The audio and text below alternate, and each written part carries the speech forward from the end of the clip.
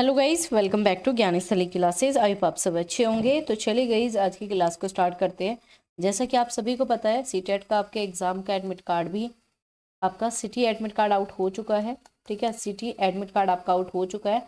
अगर आपने अभी तक नहीं देखा तो आप देख लेना, मैंने आपको लिंक शेयर कर दिया था टेलीग्राम चैनल पर, तो आप सभी ने चेक कर लिया होगा। उसे डाउनलोड करके आप पता लगा लो आपका एग्जाम कहाँ पे है।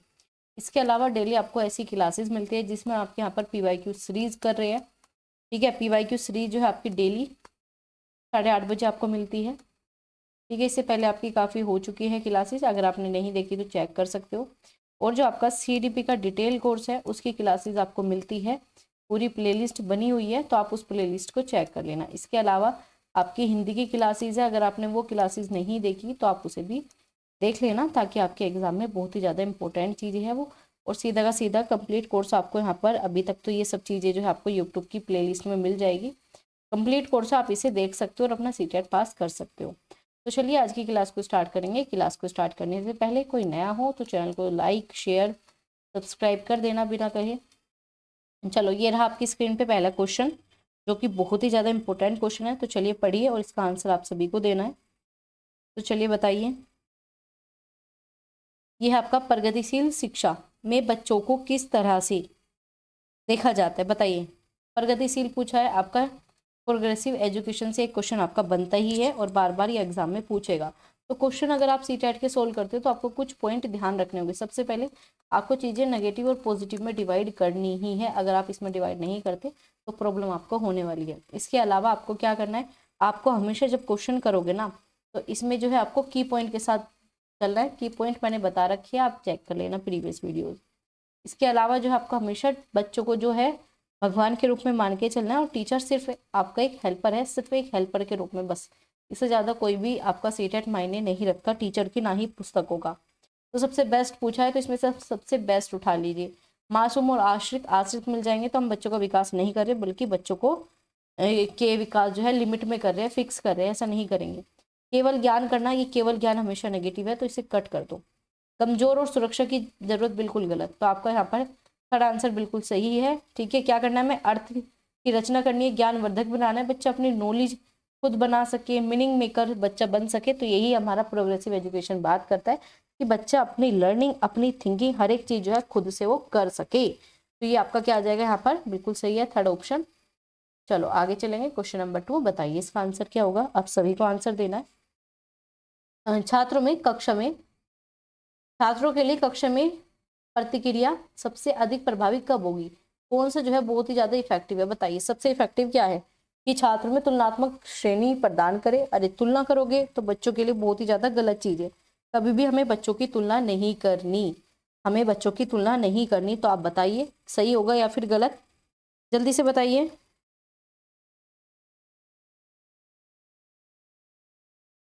जल्दी से। आगे क्या है आपके, यह सीखने के दौरान और पश्चाताप, आपका पश्चात भी होता है, ठीक है भाई, बाद में भी हो सकता है, ये भी सही लग रहा है हमें। चलो आगे क्या है, यह इस बात पर ध्यान केंद्रित करता है कि बच्चा क्या नहीं कर सकता, बजाय वह क्या कर सकता है। बताइए आपका आकलन सबसे प्रभावी किस में होगा, कि बच्चा क्या नहीं कर सकता है, बच्चा क्या कर सकता है। पॉजिटिव चीज पे हमेशा ध्यान देना है। यह वर्ष के अंत में होता है, बताइए, या परीक्षा के केंद्रित, जल्दी से बताइए क्या होगा इसका आंसर।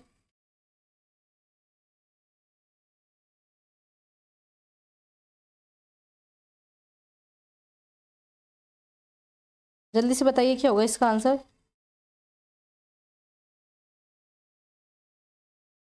तो हमें पता है बच्चों का सबसे बेस्ट वे पूछा है, तो अगर हम बात करें सबसे बेस्ट ये नहीं होगा कि हम तुलना करें, तो ये हमारा कट हो जाएगा।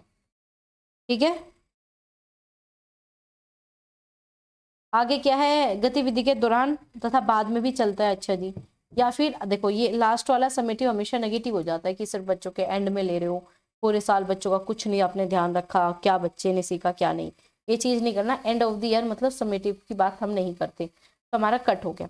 अब क्या है, दौरान और पश्चात भी हो सकता है, लेकिन सबसे बेस्ट क्या है, हमें बच्चों के इस चीज पे ध्यान नहीं रखना कि बच्चा क्या नहीं कर सकता, बल्कि बजाय इसके कि वह क्या कर सकता है, तो हमें इस बात पर केंद्रित करना है। ठीक है, अच्छा ये भी आपका गलत दे रखा है, तो आपका सबसे बेस्ट हो जाएगा दौरान और पश्चात, पश्चात। ठीक है, क्यों? क्योंकि इस पे ध्यान नहीं केंद्रित करोगे कि बच्चा क्या नहीं कर सकता बजाय वह क्या कर सकता, आप इस पे ध्यान केंद्रित करो तो ये गलत हो जाएगा। तो सेकंड ही आपका सही है। चलो आगे बात करेंगे। किशोर अवस्था बार बार आता है आपके एग्जाम में,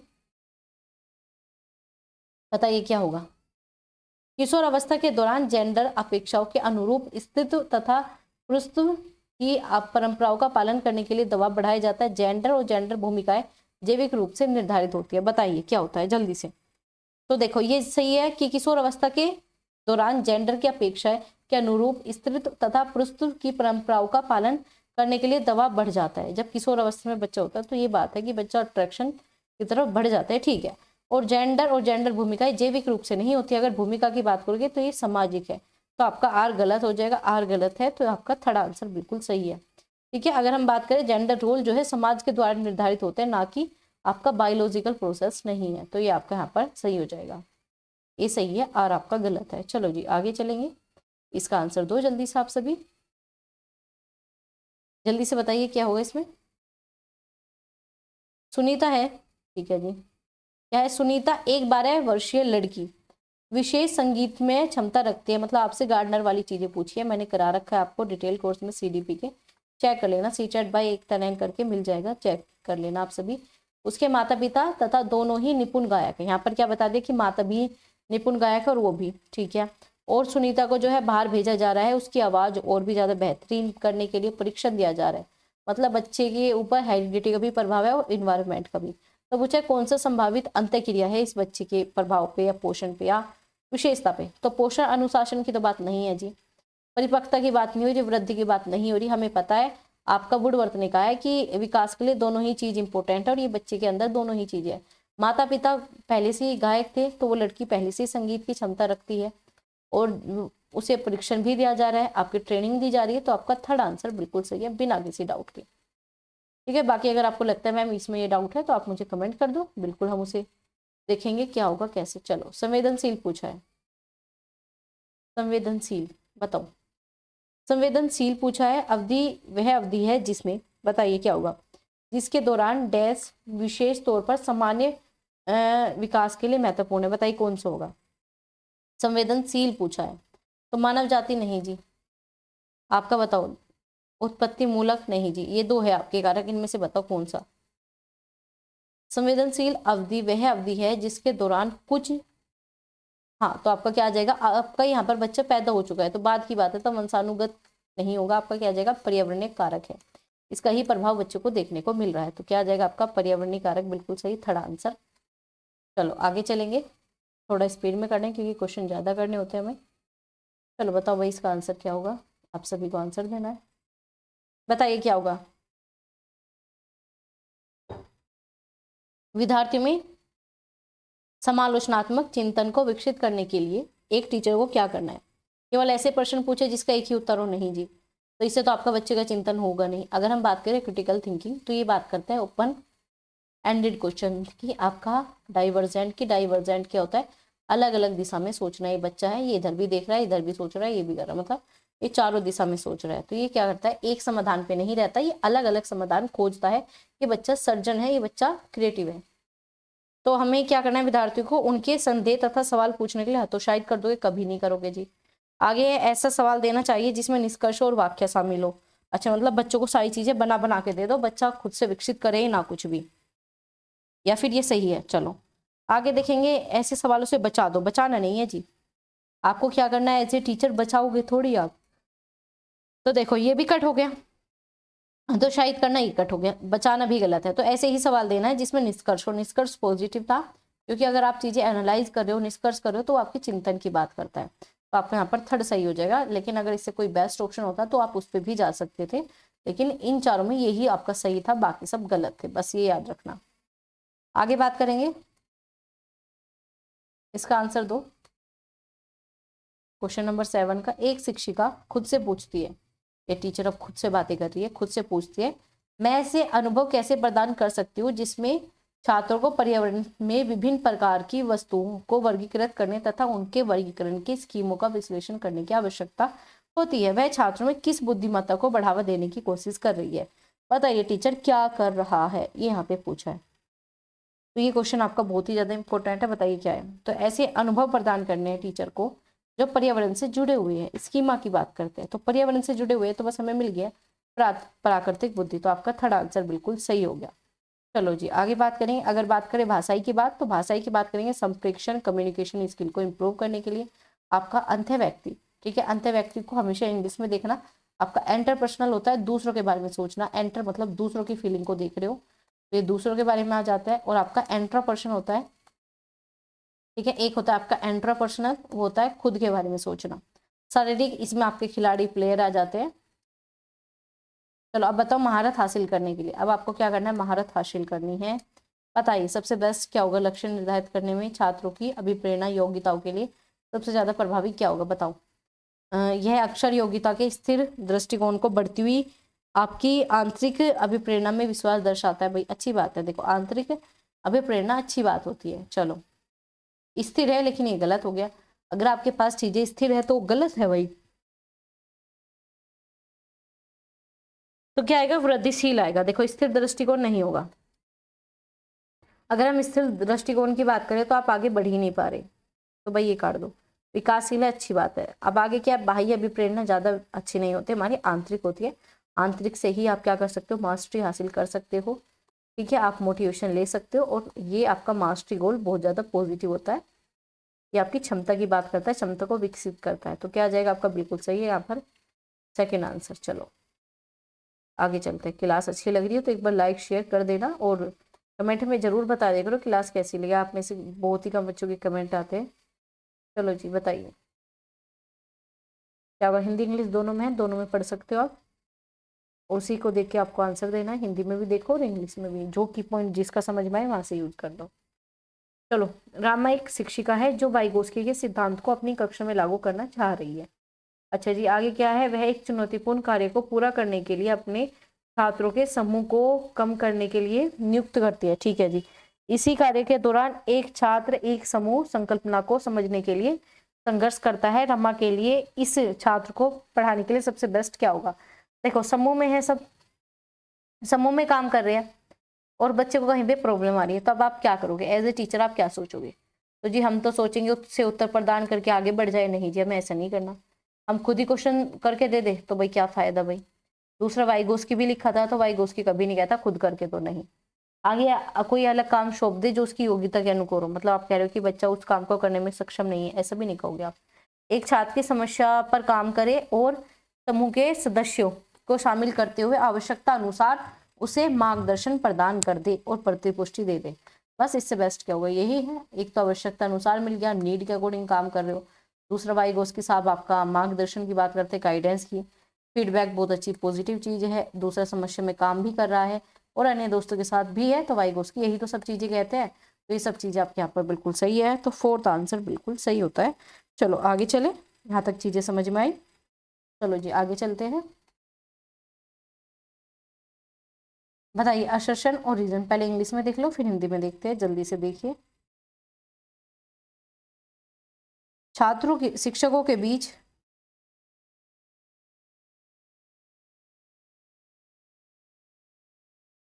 जल्दी बताओ।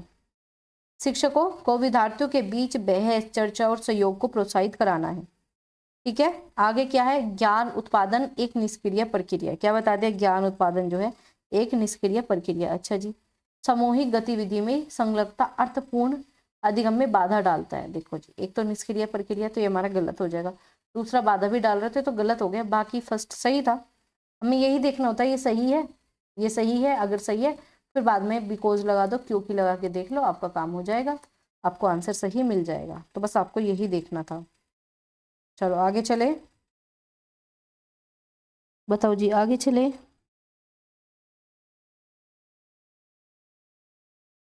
चलो, तो ये आपका क्या हो जाएगा, ए आपका गलत है, ये आपका सही है, बी आपका गलत है।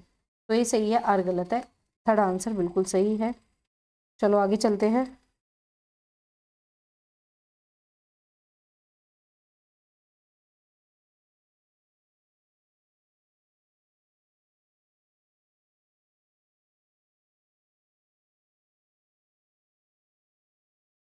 बताओ इसका क्या आंसर होगा।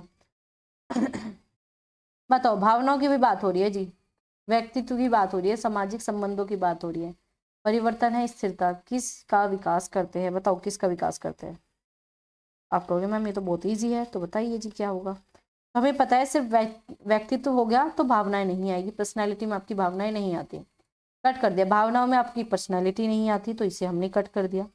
इसके बाद क्या है आपका यहाँ पर? मनोसामाजिक है संज्ञान। संज्ञान में सिर्फ आपके माइंड से रिलेटेड चीजें आती है, जो प्याजे जी कहते हैं, तो ये भी आपका आंसर नहीं होगा। तो आंसर नंबर 3 बिल्कुल सही है, बिना किसी कंफ्यूजन के आपका क्लियर होना चाहिए। चलो आगे चले, चलो आगे चलते हैं। छात्रों के विविध समूह को पूरा करने के लिए निम्नलिखित में से कौन सांस्कृतिक रूप से उत्तरदायी शिक्षण का सही वर्णन करता है? तो क्या पूछा है? सांस्कृतिक रूप से उत्तरदायी। अच्छा जी बताइए क्या होगा? छात्र जो है सुविचारित रहे, अच्छी बात है। अनुकूलित हो, अडेप्टेड हो, अच्छी बात है। विभेदित करना मतलब सब बच्चों के अलग अलग नीड के अकॉर्डिंग काम करे, तो ये भी अच्छी बात है, ये भी अच्छी बात है। लेकिन आगे क्या है? मानकीकृत, ये आपका नेगेटिव हो जाएगा जी। मानकीकृत आपका बहुत ही ज्यादा नेगेटिव पॉइंट हो जाता है, तो ये आपका कट हो जाएगा। तो ये क्या हो जाएगा? आपका कट हो जाएगा। बताइए यहाँ तक चीजें क्लियर है?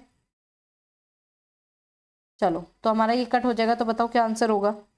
जल्दी से बताइए क्या आंसर होगा आपका?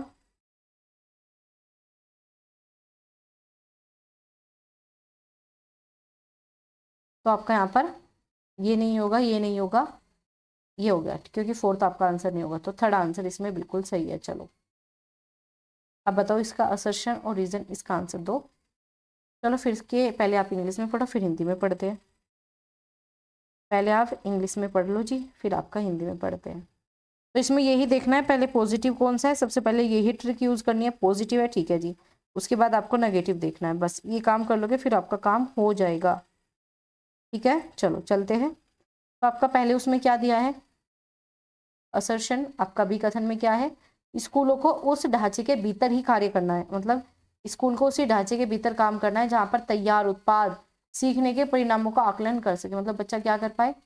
आपका फिनिश्ड प्रोडक्ट बना पाए। हमें बच्चों को प्रोडक्ट बनाना ही नहीं है, बच्चे को हमें प्रोडक्ट बनाने नहीं है, तो ये आपका गलत हो जाएगा। अगर आप बच्चों को प्रोडक्ट बना रहे हो तो इसका मतलब क्या कर रहे हो? बच्चों के सीखने का एरिया बड़ा ही सीमित कर रहे हो। अगर आपने बच्चों का एरिया सीमित कर दिया, अगर आपने बच्चों को इस तरीके से पढ़ाना स्टार्ट कर दिया कि बस वो तो फल की ही बात करेंगे, तो ये चीज़ें बहुत ही ज़्यादा गलत हो जाती है। तो ये आपका गलत हो गया। तो बस अब आपके पास देखो क्या आंसर बचा है जल्दी से, तो ही आपका आंसर होगा। तो अगले में क्या है? सीखना पक्के तौर पे, मतलब सीखना जो है क्या है? आपका अनुकर्मित है और आपका पदानुकर्मित है।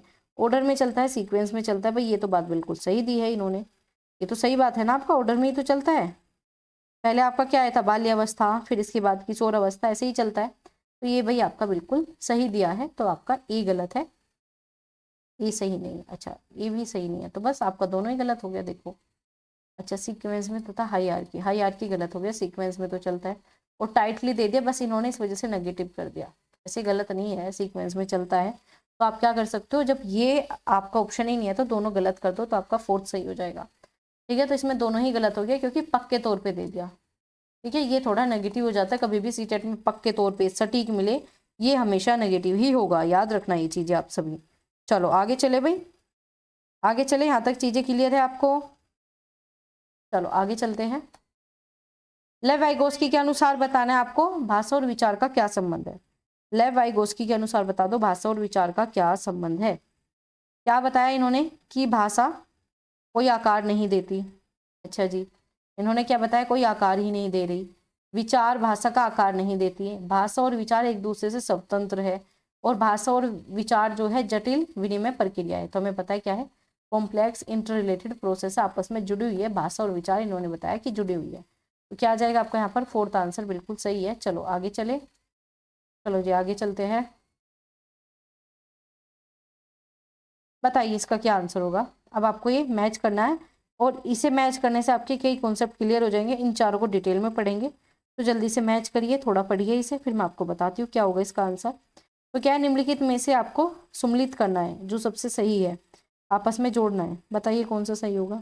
तो मानकीकृत संदर्भ, मापदंड संदर्भित मूल्यांकन मतलब criteria, reference assessment, norm reference assessment, formative assessment, summative assessment. तो एक बार जल्दी से इनके की पॉइंट पकड़ो जल्दी से। सबसे पहले क्या है आपका यहाँ पर क्राइटेरिया में क्या आ जाएगा, मापदंड की बात करो। क्राइटेरिया फिक्स कर दिया कि बच्चे के इतने ही नंबर आने चाहिए। आपका मानक में क्या करते हो बताइए। क्राइटेरिया में तो आपने फिक्स कर दिया सीटेट में 90 नंबर चाहिए। मानक में या नॉर्म्स रेफरेंस टेस्ट में आप कंपेयर करते हो, क्या करते हो, कंपेयर करते हो, ये इसके से इतना बड़ा है, ये इससे इतना छोटा है, ये इससे ऐसा है, इस प्रकार से। आगे क्या है आपका रचनात्मक। रचनात्मक आपके सीखने के प्रोसेस की बात करता है कि क्या चल रहा है, ठीक है। आगे योगात्मक सिर्फ आपके किसकी बात करेगा, रिजल्ट की बात करेगा, एंड ऑफ द एग्जाम की बात करता है। ये एंड की बात करता है, ये रिजल्ट की बात करता है, ये आपकी जजमेंट की बात करता है, ठीक है। तो इस प्रकार से ये चीजें बताता है। तो बताइए कौन सा सही होगा। हमें पता है क्राइटेरिया फिक्स करता है, महारत हासिल नहीं करा रहा। क्राइटेरिया तो बताएगा इतने नंबर चाहिए, इतने नंबर नहीं चाहिए। आगे क्या है मानक संदर्भित, तो नॉर्म्स रेफरेंस क्या बताता है, कंपेयर करना। तो बस ये मिल गया हमें, तुलना करना, तो हमारा सेकंड सही हो जाएगा। और आपसे एक ही पूछा था कौन सा सही है, बाकी सब गलत है। चलो आगे चलेंगे। इसका बताओ क्या होगा आंसर, जल्दी से इसका आंसर दो, फिर बाकी के क्वेश्चन अगली क्लास में करेंगे। जल्दी से बताइए क्या होगा इसका आंसर। तो यहाँ पर क्या है, निम्नलिखित में से क्या दृष्टिबाधित बच्चों के लिए सबसे बाधा डालता है। कक्षा में भागीदारी में बाधा मतलब कमी बतानी है, नेगेटिव पॉइंट बताना है। तो इलेक्ट्रॉनिक रूप से प्रारूपित व्याख्यान प्रतिलेखन, चलो ठीक है भाई इलेक्ट्रॉनिक रूप से। चलो आगे देखेंगे। मुद्रित पाठ्य पुस्तक और नोट्स, उभरी हुई रेखा मतलब ये तो बहुत पॉजिटिव है। ग्राफिक स्पर्शीय तरीके हैं तो ये भी बहुत ज्यादा पॉजिटिव है, ये दो तो बहुत बेस्ट है। अब बताओ मुद्रित पाठ्य पुस्तक और आपके नोट्स है, क्या वो अंधे बच्चे दृष्टिबाधित बच्चों के किसी काम के हैं। मैम आप कहोगे कि भाई किसी काम के नहीं है, तो ये हमारा कट कर दो, यही पूछा था, गलत पूछा था। तो ये आपका यहाँ पर आंसर बिल्कुल सही है। अब बताओ यहाँ तक आपको कोई प्रॉब्लम हुई है, बताओ जी। हमने ये 15 क्वेश्चन 16 क्वेश्चन कर लिए, यहाँ तक कोई दिक्कत हुई है आपको, हुई है तो बता दो, नहीं हुई तो मुझे बता दो एक बार, जल्दी से बताइए। चलो मैं आपको एक क्वेश्चन होमवर्क का देती हूँ, फिर हम आपको अगली क्लास में मिलेंगे आपसे। चलो जी ये क्वेश्चन आपका होमवर्क में, ये आपका होमवर्क में, जल्दी से आप मुझे कमेंट करके बताना क्या रहेगा इसका आंसर। बहुत इजी क्वेश्चन है। लॉरेंस कोलबर्ग आपके नैतिकता का सिद्धांत इन्होंने बताया है, ठीक है। चलो और आपको क्लास अच्छी लगी, अब आपको क्या करना है, एक बार लाइक कर दो सभी, शेयर कर देना, ठीक है, सब्सक्राइब कर लेना चैनल को, ठीक है। और आपने अभी तक टेलीग्राम पे नहीं गए तो टेलीग्राम पे चले जाओ और अपना एडमिट कार्ड जो आपका प्री एडमिट कार्ड है उसे डाउनलोड कर लेना। और क्लास अच्छी लगी हो तो लाइक शेयर खुद ब खुद आप कर देना, और अपना फीडबैक जरूर दे देना। आप कुछ भी करो या ना करो, अपना मुझे फीडबैक जरूर दे देना कि आपको क्लास कैसी लगी, और बाकी सब चीज़ें भी करनी है, ऐसा नहीं कि नहीं करनी, ठीक है। अच्छा लगा हो तो लाइक शेयर प्लीज़ कर देना। चलो मिलते हैं आपसे अगली क्लास में, तब तक अपना ध्यान रखो। कोई डाउट हो, अगर आपको कोई भी कन्फ्यूज़न है तो आप मुझे बता सकते हो कमेंट बॉक्स में, आपको ज़रूर रिप्लाई मिल जाएगा।